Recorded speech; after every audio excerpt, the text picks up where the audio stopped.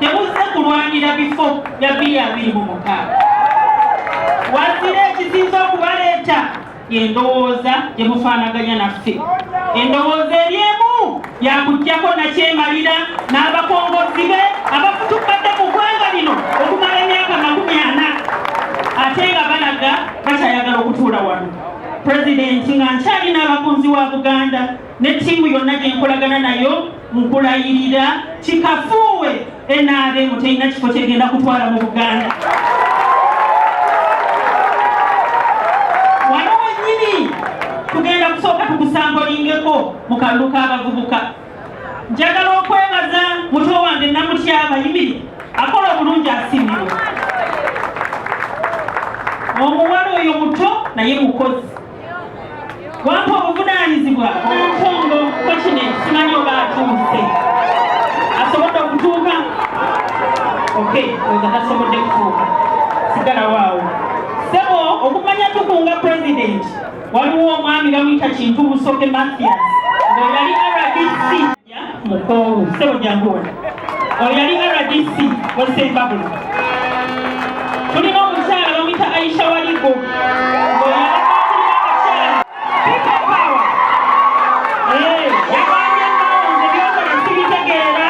ewanyu waawo. Tulina omukyala bamuyita Dr. Ntambazi. Oyo n'abadde akungira mu 7 mu basawo ng'akunga baprofessional. Meya wa Ntebe municipality neyanziza nnyo neyanzeko okumpisa.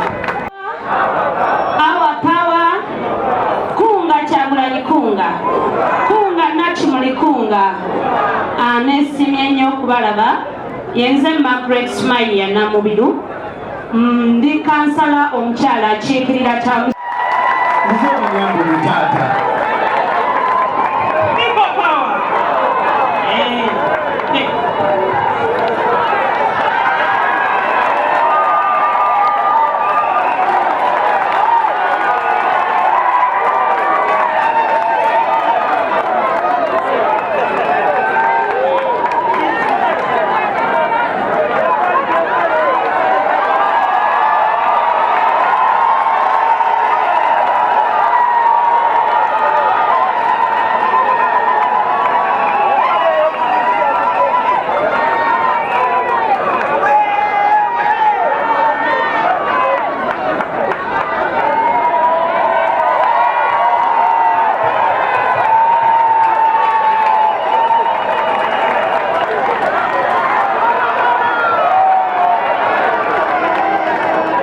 sikyasobola kuva kuwaya. Bakadde bange yenze Matiya Kintu Musoke RDC eyali RDC w'Essembabule. Kaakati bakama bange ndiweni UP era ndi RDC wa His Excellency Kyagulanyi Ssentamu. Sebo His Excellency mbadde mukunzi mu Greater Masaka era nga abenaale mbawumulira wange bayita okummaki. Nasazeewo ekifo nakigaddewo tebaddamu abantu bano abadde bakolerawo emikolo nakikwasize NUP muki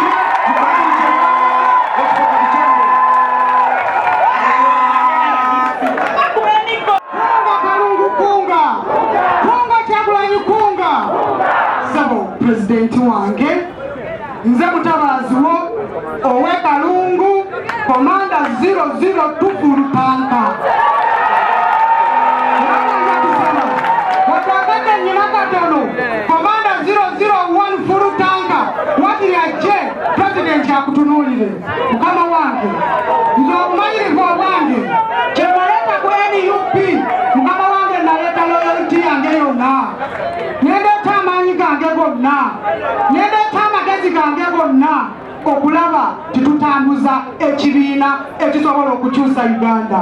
Ab'ekitiibwa abakyala mbagamba ekigambo kimu, tugenda kukulembera olutabaalo luno ate nga tewali atusasudde 52% women block of vote for Honorable Kyagulanyi. Abakalungu gyemuli.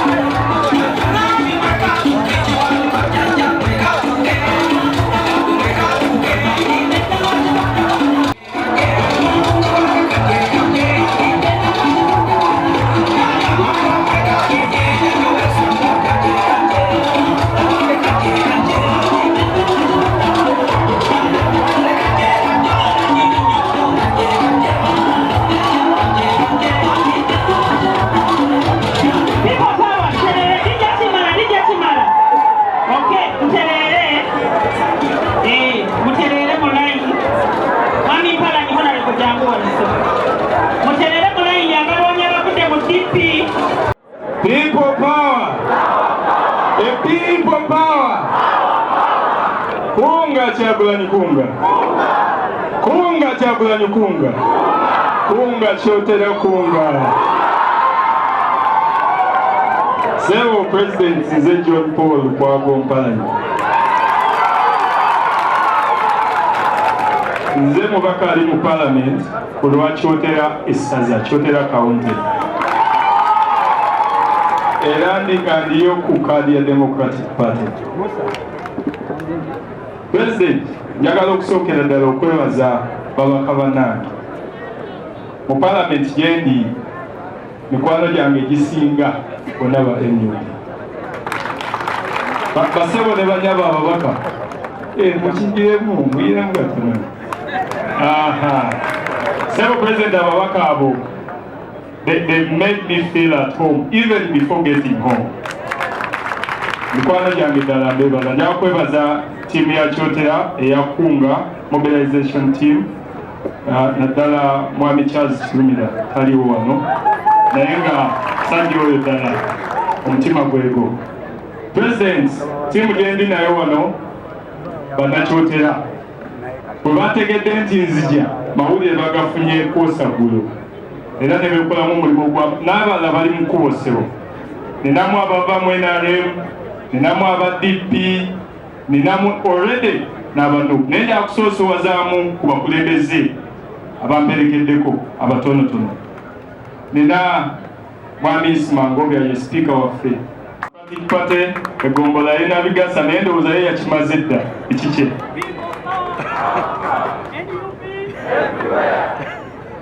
Ninamu speaker Gombola Lwankoni Democratic Party naye naye kyawedde.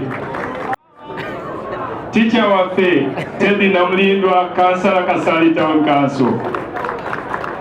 Speaker ta Kasali Town Council. Bakwenyumirizaamu ekyo njagala kukigamba President. Bakwenyumirizaamu nnyo olwa position yo ku buli wenguzi. Honorable Natongo atuuse. So bakwenyumirizaamu nnyo olwa position yeeyo. Ekituluma ng'Abannayuganda byebyo ebitukoleddwako ebbanga eddene.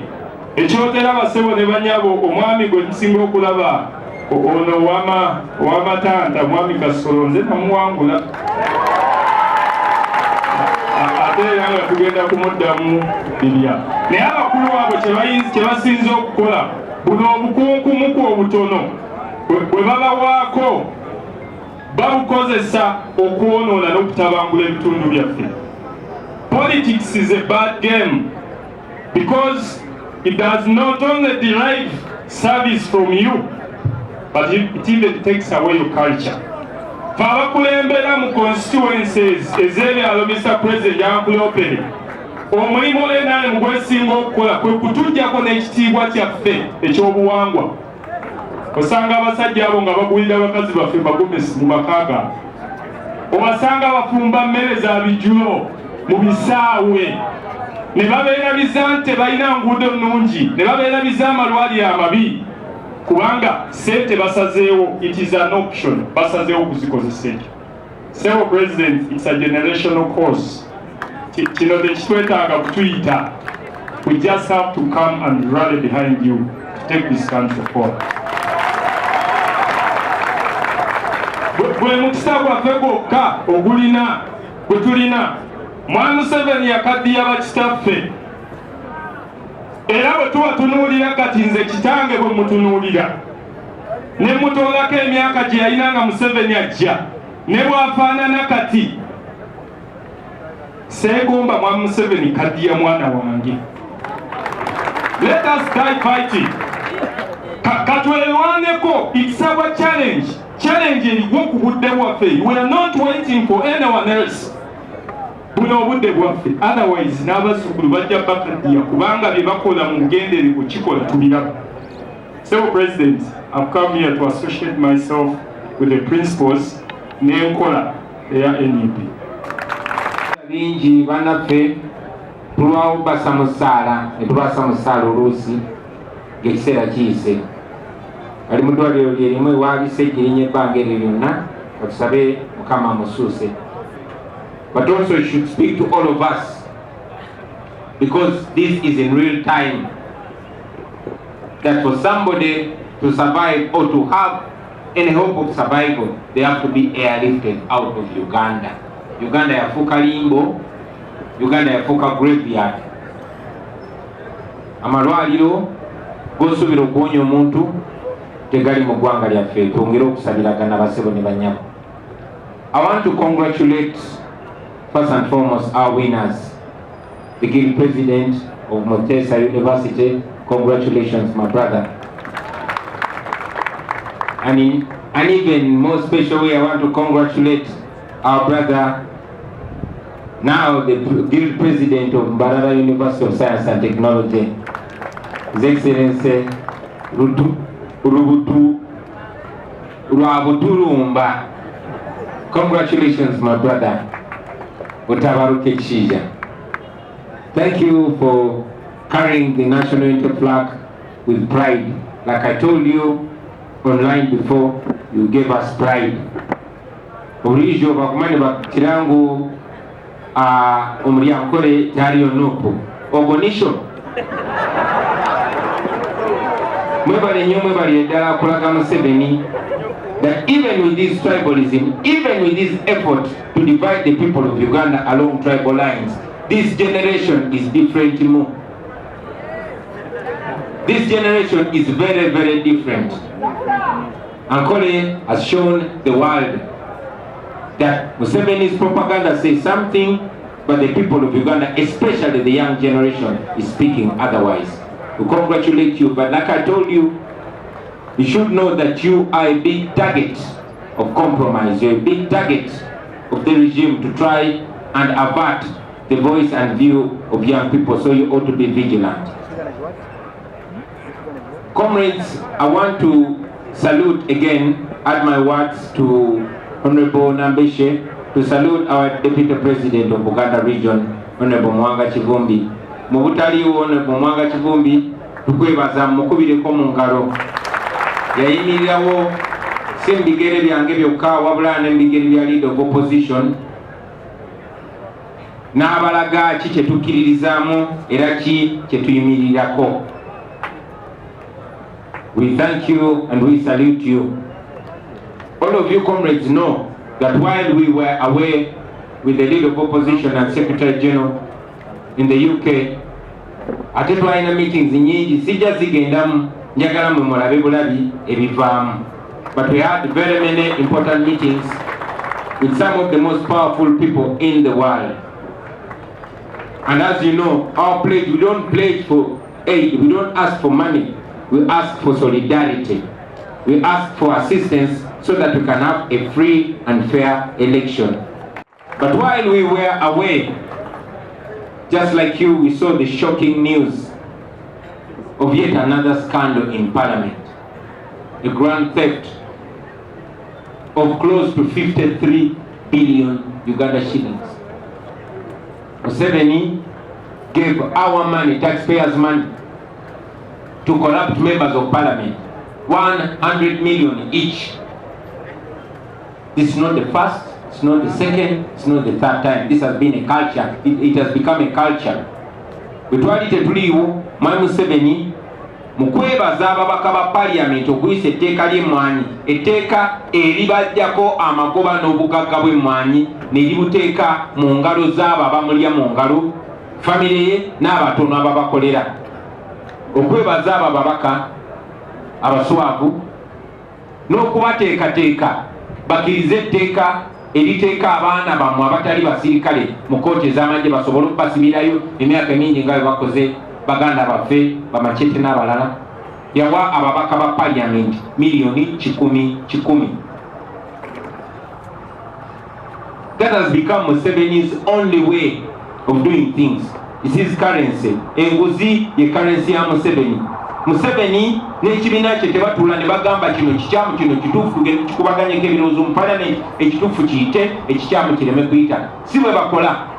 Baba ne kyayagala okukola awabuwi ba MP bamwe ssente bwe yayagala okukyusa constitution mu 2005 ajjewo ebisanja yabawa million 5 zagenda zirinnya nze bwe nali mu parliament nga yagala tukyuse constitution kutogikwatako buli omu yamuweereza miliyoni 29 bangi kuffe twazizaayo bangi tebazizaayo. mu kino ekisanja muzze mulaba n'abawaayo 4 n'abawaayo 3 n'abawaayo 5 kati yabawadde 10 ng'ekigendererwa kyakukyusa amateeka balemezeewo agaganyigiriza newankubadde kooti ensukkulumu yasalawo basebo ne banyabo nga 3 on the 31st of January this year. The Supreme Court of Uganda finally, after going in circle as you know when you do, finally the Supreme Court decided that it is illegal for civilians to be tried in the Constitutional Court, and the court went ahead and ordered that those civilians should either be released or transferred to civilian courts. 3 months later, Machete, Umar Kato, Sharif Kalanzi and many others are still in prison. Bacha abasiri abaana bamwe oluvannyuma lw'ekkooti ensukkulumu okubata bacha abasirye mu bumenyi bw'amateeka. Naye ate Museveni era ayagala kukyusa wadde amateeka gaffe wadde constitution yaffe egamba nti kimenya amateeka parliament ogezaako okuyisa etteeka eri overturninga oba erikyusa ekiragiro kya kkooti ensukkulumu naye agezaako okukikola ekyobumenyi bw'amateeka. That is the reason why he has given every MP 100 million. Basebo ne banyabo kino kyandibadde kyabanyiiziza dda. Mwandibadde mwatandise dda n'obakuba ebibuuzo abo ababaka bammwe.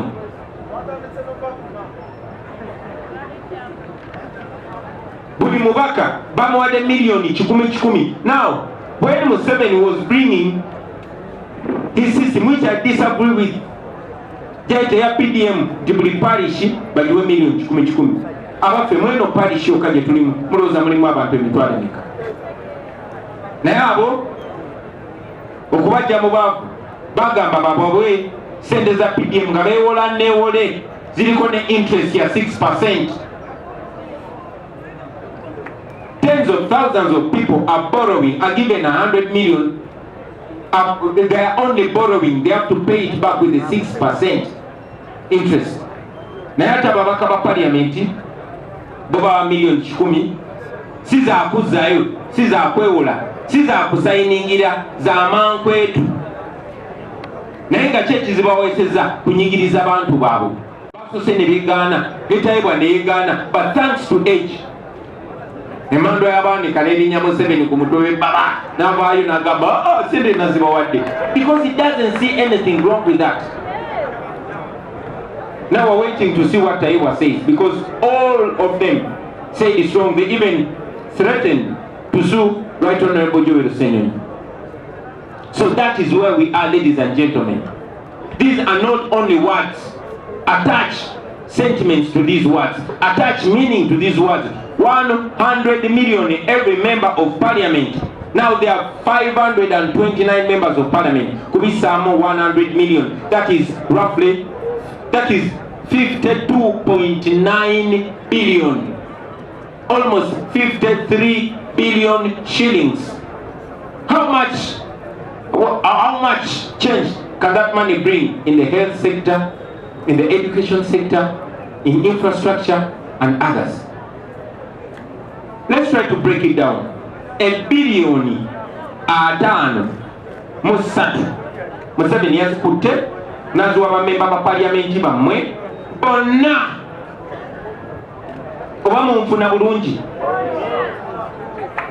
Yakutte bilioni 5 naziwa ababaka ba parliament basobole omuyamba okuumira bannayuganda mu makomera, kubanga Museveni weapon gyasigaza yokka okutulwanyisa gye kkooti y'amagye. Ndibajja ne bagamba kanakofira kenyambadde kyambalo ky'amagye ne bakutwala mu kkooti y'amagye. Ekkooti y'amagye chief justice waayo ye Yoweri Museveni.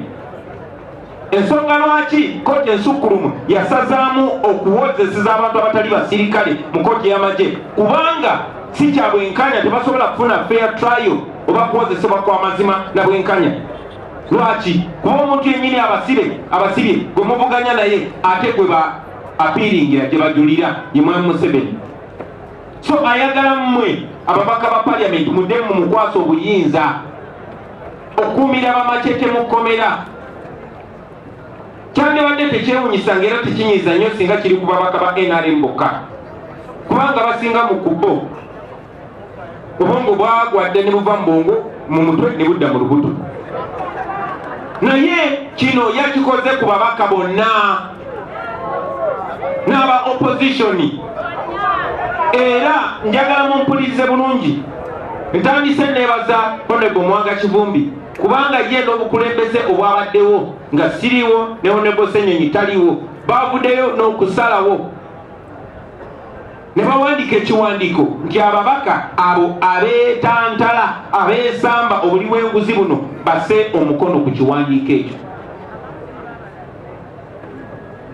Twebaza abaffe bonna sebo basayiniza, si bonna tetunaba kutuukawo kati nkyajja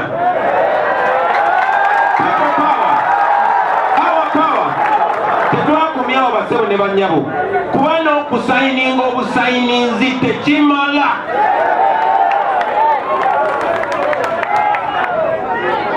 Bwabaawo obubbi oba obunyazi obwabaddewo okwegaana obwegaanyi tekimala. Okwegaana ye sitepu esooka, sitepu ey'okubiri kukakasa nti tewabbye otya. Kye tulina wano ffe bwe busobozi bwaffe okuvaayo ne tuvumirira ekikyamu. Fasibo ne tugaana okukola ekikyamu ate ne tukivumirira. Buli mubaka kati bano njogera n'aba National Unity Platform tukusuubira buli mumaka okusitula eddoboozi yo ery'omwanguka okuvumirira obubbi buno. Anaasigala mu kasirise tujja kumanya walidde era tujja kuyisanga eyalidde. We expect every member of parliament to come out firmly in no unequivocal voice and condemn this theft. Waliwo betumanyi already bwekyamalirako budde naye kuno gwogenda okuba omukisa okumanya n'abalala. Sente zino baganda bange 53 according to government records Kiruddu, apparently Kiruddu baspendinga 34 billion okuzimba eddwaliro ery'Ekiruddu. Eryo eddwaliro abasinga kumwewano lyemutunulira nga lufala. Naye ate n'ezo baali bazongeddemu nnyo nga bwolaba oluguudo lwa Northern Bypass Express bwe lubeera nti lwe luguudo olusinga ebbeeyi mu nsi yonna. Bakuzina ez'e France n'ez'e China eziyita wansi w'ennyanja, luno baagamba lwe lusinga ebbeeyi. Kuba mu gavumenti ya Museveni, gavumenti ne bwe bayigulanga ttemu eyinza okugamba ejuguze miliyoni 2. So kusinziira ku mbalirira ya gavumenti ya Museveni, Kiruddu yamalawo biliyoni 3.4. Naye okusinziira ku research Honorable Ssenyonyi ne banne gye baakola ne bakomparinga n'amalwaliro ge gamu okwetola ensi yonna ne mu region wano Uganda, Kenya, Tanzania n'amalala, eddwaliro eryo nga lisobola okuzimbibwa ku biliyoni 14. Kati njagala ku biliyoni 53 ababaka ba parliament baalidde amalwaliro ameka? Njagala buli wootuuka ku mubaka wo wa parliament mubuuze gw'omu ku baalidde eddwaliro lyaffe. Bukitwale nti okusobozesa Museveni nga Museveni abeebaza okuggyako gwe obugagga bwe obw'emmwanyi n'abussa mu ngalo za famire ye, era okusobozesa Museveni okusibira baganda bo mukomera naawe kennyini nti baagala kwata zaake bagamize engato zifaanana ez'abasirikale nga bamutwala mu court martial. Okumusobozesa okukola ebyo, okusobozesa Museveni okukumira Machete ya Singi ne Kalanzi ne Omar Kato n'abalala bonna bonna mukomera nga kwesa koti y'amagye. Tafaayo kikyayinoona mu Uganda. Yakutte amalwaliro ga Kiruddu ameka n'agawa ababaka ba parliament ne bagalya. Bwe tubeera twogera nga tukomparinga ku bubbi bano abantu bwe bakola, omuwendo gwa ssente gwe babba, bwe zijja ne kugamba ono omusajja yabbye oluguudo lulamba, kyaba yakoze kuba ssente zikola oluguudo bw'azibba n'aziteeka mu nsawo, ababbye oluguudo lulamba. kati bantu babbye malwaliro gokka babbye obulamu. Gwe omuntu obwafiira center 4 oba bwafiira mu ddwaliro nga tewali ddagala oba nga tewali musawo, abo ba MP be baba babbye obulamu bw'omuntu. That is where it is. Yengeri yokka gye mujja okumanya ki kye muluuzinga, era bwe munanyiiga ne mukyusamu bwe mujja okumanyira ki kye munaaba mukyusizza. Awo we tuli bassebo ne bannyabo. Beki Kamya yakyogerako, ye kennyini Beki Kamya ya LGG. Yabagamba Uganda sina temuli mu mbeera eno kubanga sente zikola ebintu bino tiziriwo. No!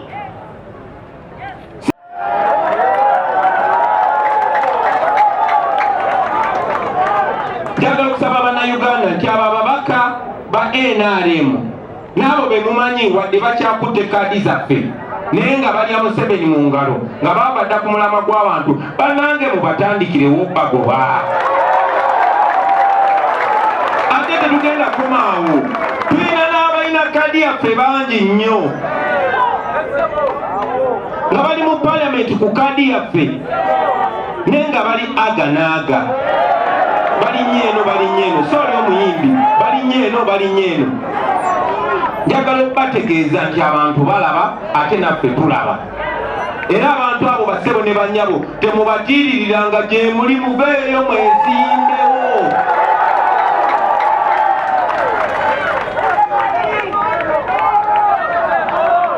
Kansubire mutegeera bulungi, mmwe mulina obuyinza. Yemmwe mulina obuyinza.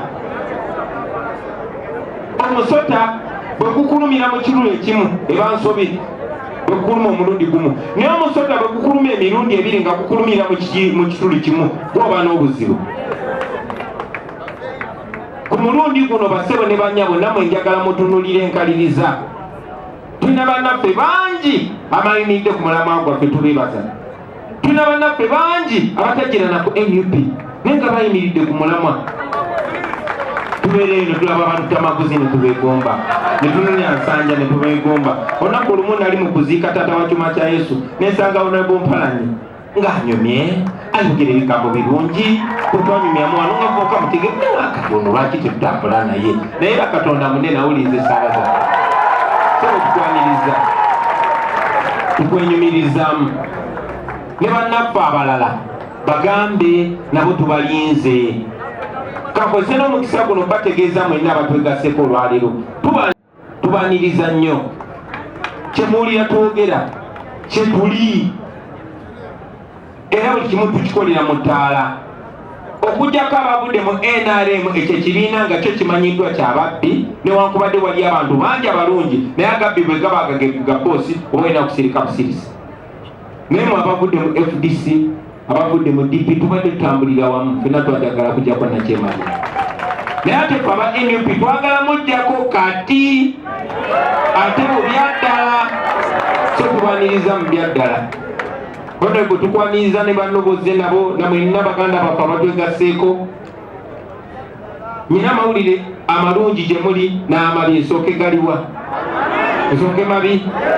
Museveni agenda bakyawa nnyo, agenda balwanisa nnyo, agenda kufuba nnyo okulaba ng'abalemesa n'okuyitamu mwana bana babeesimbyewo. Ago mawulire amabi mbawa amalungi, okusookera ddala mugenda muwangula. Ekyokubiri, abantu bagenda kubeera nnyo ku saidi yammwe. Ekyokusatu, tugassa amaanyi, kyetulwanirira kye kimu. Naye ng'omulwanyi omu bwe yagamba nti wemba nnwanyisa omulabe nnwanyisa mukono gumu kubanga omulala guba gukuba baganda bange bagezaako okuntema enteega. Kati abattema enteega bakendedde. Nsanyuse nnyo okubalaba, nsanyuse nnyo n'okulaba omwami wa Ssaabasajja. Munnange nno mulina kubeera naffe, buli obusajja tewagala beene, twasangula ne Buganda ku mapu ya Uganda. Naye ebirala nja bigamba nga tubi. Ladies and gentlemen, lwaki sikoma? Let me talk about our plan to stop this. I've told you about the theft, gye mumanyi obulungi. Era ne mbasaba n'okubaako kye mukola kati. I've told you about the injustice. that is being done in the court martial which Museveni uses. Kyagulanyi Omukiga yegwe nashemerwa kureba kiyo. Museveni akozesa court martial nga tool okunyigiriza abantu baffe, era asasudde n'abo bakozesa n'abo abatwekwekamu okumakinga sure ekyo akikozesa. Ne tulina olunaku oba tulina nsaleesale Katonda gye yatuwadde. Ababaka bwe mulaba mwenna ababatunze, abamu babatunze kuba bamanyi mwabagwamu dda, kati balya byabwe bagenda. Nati n'abalala bakyalowooza nti bakyasobola okubasirwaza. Baganda bange mbajjukiza nti tulinayo kye tuyita protest vote. In that protest vote, we are protesting against theft, against injustice, against oppression, against dictatorship, and against all Museveni evils. Tugenda mayo protest vote. Banange chance era yine ekomyewo. Bangi kubo batandise oba banatera okutandika okumwenyamwenya. Bangi kubo balowooza nti bagenda kuleeta obusente bajje ku Museveni batandika okubagulirira. Nabasaba dda era nyongeranire wamu. Mission esooka kujjako Museveni tetufokasinga nnyo ku bifo birala, kuba ne bobeera MP ne bobeera meya ne bobeera ani kakyalina dictate eyo ajja kukozesa bukozesa either kwonona linnya lyo onogaana okolagana naye ng'aba akunyigiriza ng'abalala. But I want to promise you that when you stand for what is right, you will be strong. Not even dictator Museveni will weaken you. Mukirabyeko, mulabye Anita Amongo bagezaako okutagetinga ne bali strong. Be strong, stand with the people, and the people will stand with you. And when the people stand with you, we shall stand with you. We shall stand together and we shall win. And after winning, we shall go ahead to build a nation that will make all of us and our children proud. Mwebale nnyo bassebo ne bannyabo okutuwuliriza. Mwebale nnyo okujja kutwegattako. Njagala okwebaza n'abakunzi owa West amalungi inshallah. Mwebale nnyo, mwebale ddala bassebo ne bannyabo. People power! Our power! Bano mukulembeze mumongole obwala tebwiddakwa. Baba wetyamire. Wetyamire. Ku baluwa ya Museveni yagambye nti nga ab'opposition bo balina ssente ze bajja ebweru. Sikitegedde Museveni kyali ategeeza. Konye nti naye kabbe ezaffe ez'abantu tetukitegedde. Mwaye Museveni nange njagala mubuuze nga sinayanukula kibuuzo kino. Ye kubanga agamba nti waliwo ssente z'alowooza zetujje Bulaaya ng'aba opposition, teyagambye ba opposition ki, wa opposition nnene nnyo mu Uganda. Ti aba opposition yalowooza waliwo ssente ze bajje Bulaaya.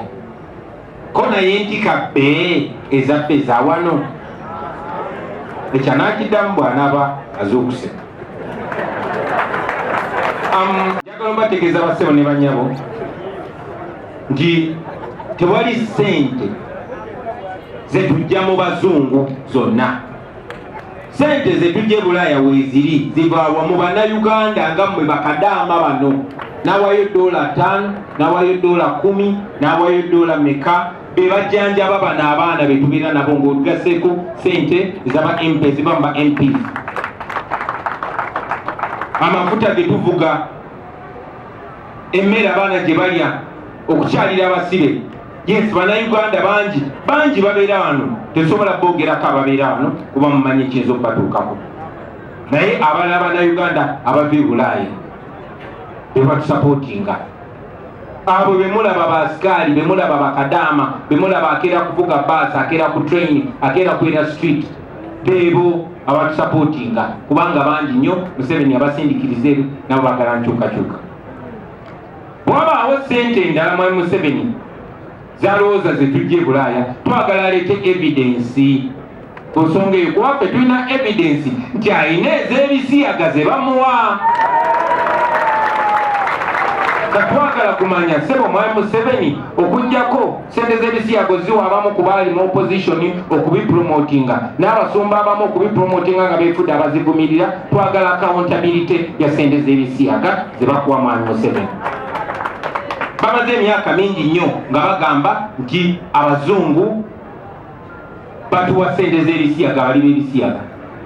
Laba Katonda bw'aleeta Trump n'ajja n'amwolekayo Museveni bamupakira sente kasebo twagala kwa accountability ya sente z'ebisiyaga naye ffe tewali sente bazungu ze batuwa nkaddemu mu luzungu obaawo kimala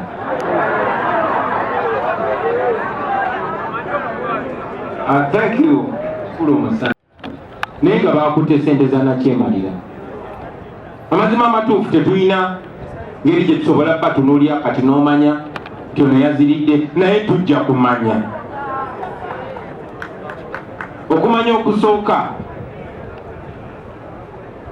okumanya okusooka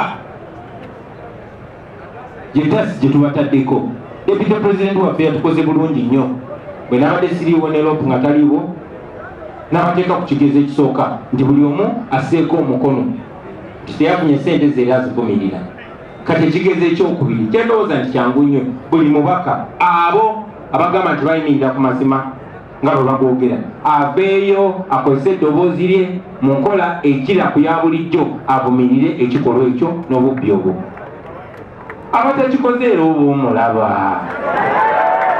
ngera abaziridde abamu bwe mubalaba naye njagala okukaatiriza ebigambo bya honorable Muwanga Kivumbi nti yenna eyesanga mu mbeera eyo tetugenda kwesembereza mumanye enkola yaffe ku nguzi kobeeraani tetwagala bimanya